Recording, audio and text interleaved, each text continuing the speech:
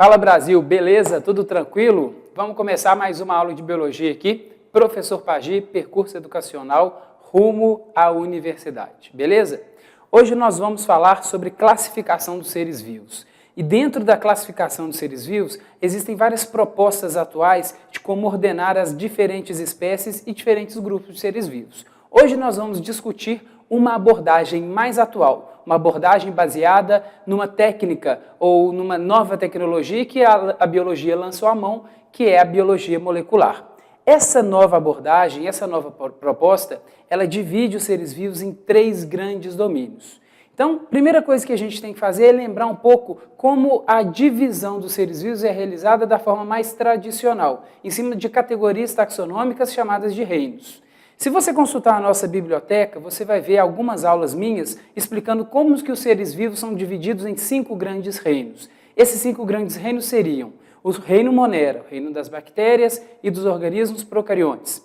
O reino Fungi, o reino dos cogumelos, leveduras, mofos.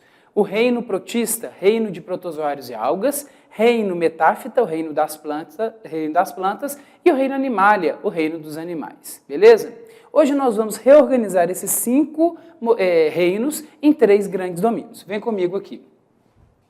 Então, a nossa proposta hoje é distribuir os seres vivos em 3 grandes domínios. E eu já estou aqui apresentando para vocês o que seriam esses 3 grandes domínios nesse cladograma. Esse cladograma é interessante porque ele apresenta aqui o LUCA, ancestral comum. LUCA, na verdade, não é um nome próprio, é uma abreviação. Olha aqui. LUCA vem do inglês. Último. Deixa eu escrever primeiro que a gente dá a tradução.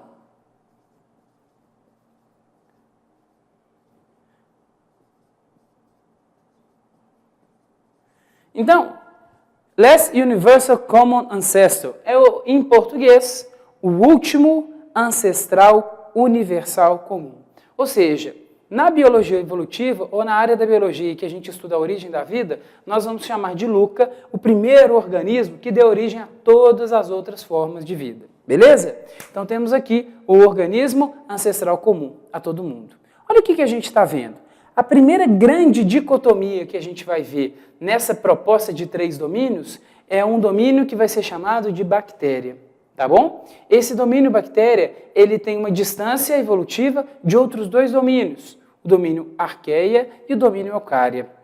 Isso, então, faz com que a gente repense aquela distribuição de 5 reinos, onde os 5 reinos estariam subentendidos ou poderiam ser lidos nessa distribuição. Olha aqui, no reino Monera tradicional, que a gente classifica os organismos em procariontes, unicelulares, com parede celular, sendo autotróficos ou heterotróficos, a gente teria, então, bactéria e arqueia pertencendo ao mesmo reino, reino Monera.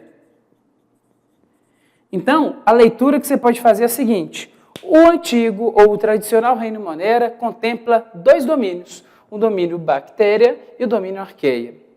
O outro domínio, ele vai abranger todos os outros 4 reinos que você conhece. Olha aqui, o reino eucária vai ter os protistas, os fungos, reino fungi, reino protista, reino fungi, reino metáfita, reino das plantas,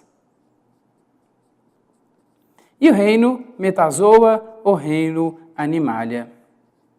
Ok? Então, na distribuição de domínios, nós temos todos os organismos eucariontes, formados por células eucariotas, em um único domínio, enquanto que a gente tem 2 domínios divididos no reino Monera. Pergunta que você pode estar fazendo aí na sua casa é por que houve essa divisão? Para a gente entender melhor a origem dessa divisão, eu vou contar uma história para vocês. Vem um pouquinho mais para cá.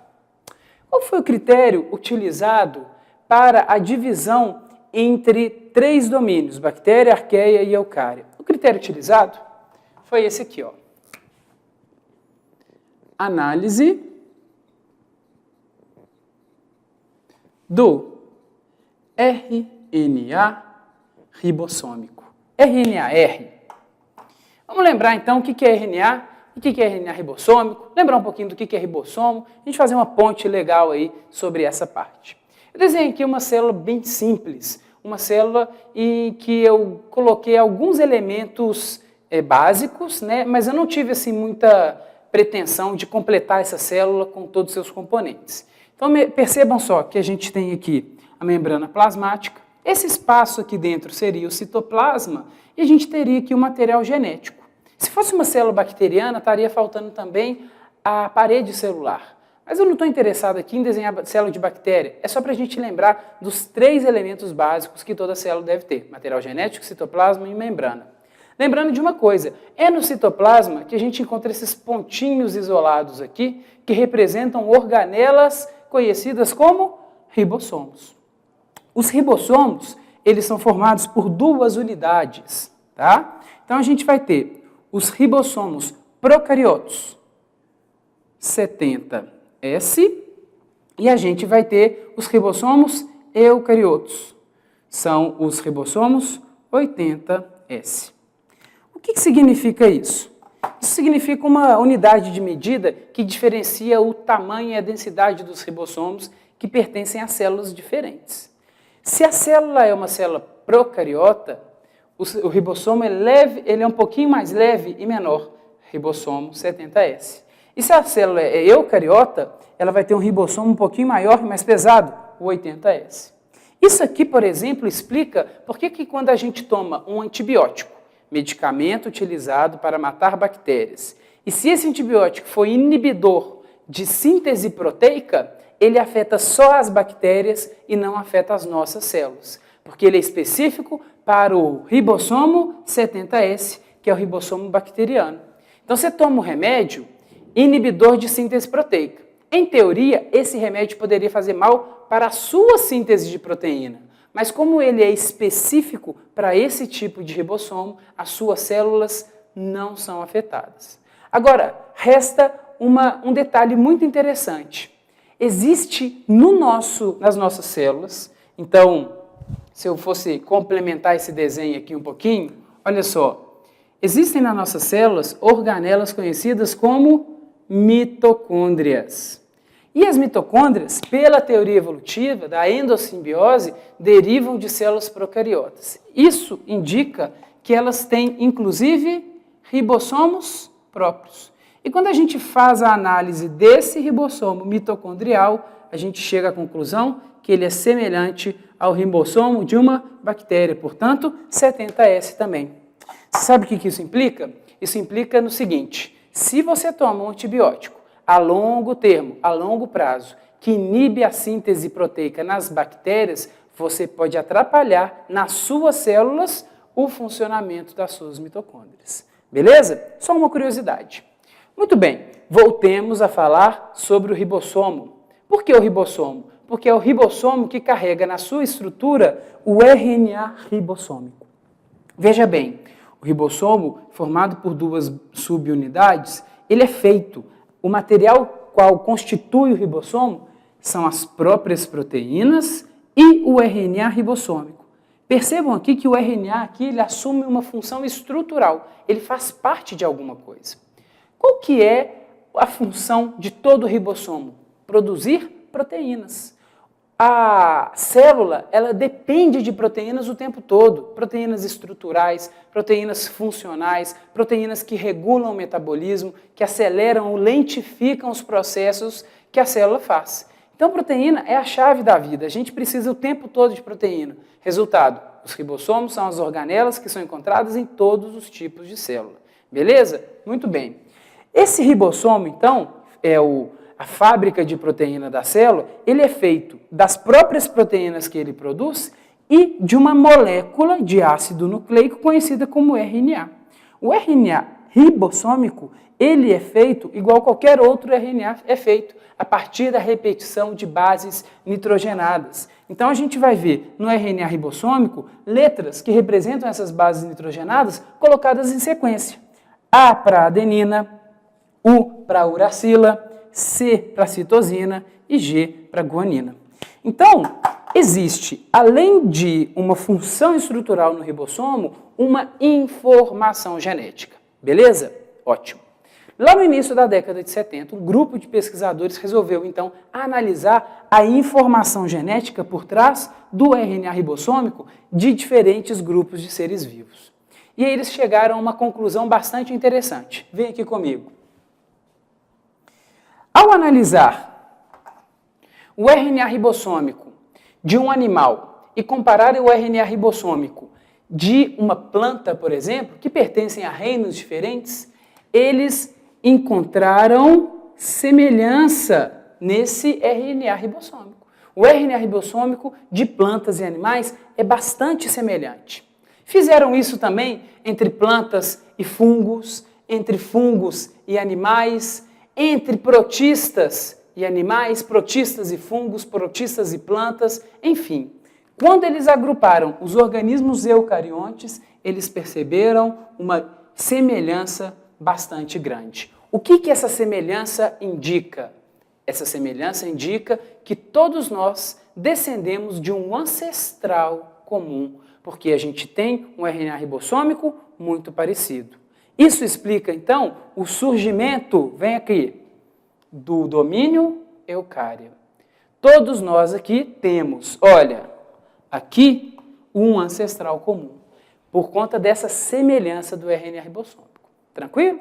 Agora volta aqui para o outro lado do quadro. Quando eles compararam agora o RNA ribossômico das bactérias, eu vou colocar um B aqui, ó, de bactéria, para você lembrar que esse desenhozinho aqui simboliza bactérias, tá? Eu vou colocar um A aqui, para você lembrar que isso aqui são as arqueias, os outros representantes do reino Monera. Quando eles compararam o RNA ribossômico das bactérias com o RNA ribossômico das arqueias, por uma grande surpresa, eles encontraram uma grande diferença. Uma diferença muito grande, que eles não esperariam encontrar em organismos que pertenciam ao mesmo reino. Isso fez uma grande interrogação surgir na cabeça deles. O que será que aconteceu na evolução que fez com que as bactérias tivessem um RNA ribossômico tão diferente? Para ajudar a solucionar essa pergunta, eles fizeram então uma análise. Vamos então comparar o RNA ribossômico das bactérias com os eucariontes e vamos analisar o RNA ribossômico das arqueias e dos eucariontes. Olha o que eles encontraram. Entre arqueias e eucariontes, eles encontraram grande semelhança também. Enquanto que entre bactérias e eucariontes, eles encontraram praticamente o mesmo grau de diferença. Portanto, quando a gente pensa nesses grupos aqui, quem que fica à parte? Quem que é o mais diferente de todos? Muito bem, se você respondeu, as bactérias.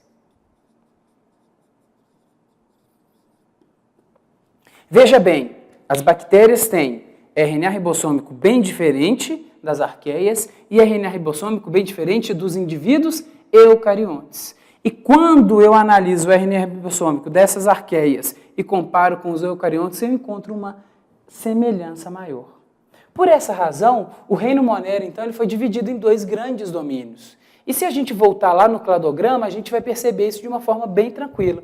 Olha aqui. O domínio bactéria, ele está distante do domínio arqueia e eucária. Isso porque houve algum ponto de diferenciação aqui.